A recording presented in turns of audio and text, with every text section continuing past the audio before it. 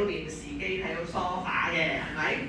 咁咧想睇下咧1到4嘅有邊個朋友啊？舉舉手，你屋企咧個狀態1到4嘅，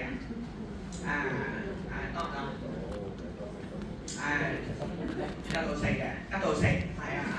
咁咧跟住第二個咧就係點啊？5至7嘅，5至7咧就唔係少嘢多咯喎，就多嘢多咯喎嚇，大家睇到啦。咁呢個時候咧啲梳化咧可能都唔知喺邊嘅嚇。咁呢個時候咧，如果你屋企嘅狀況咧，或者你識嘅朋友屋企狀況咧係有呢個5到7嘅舉手，都有嘅係好啊。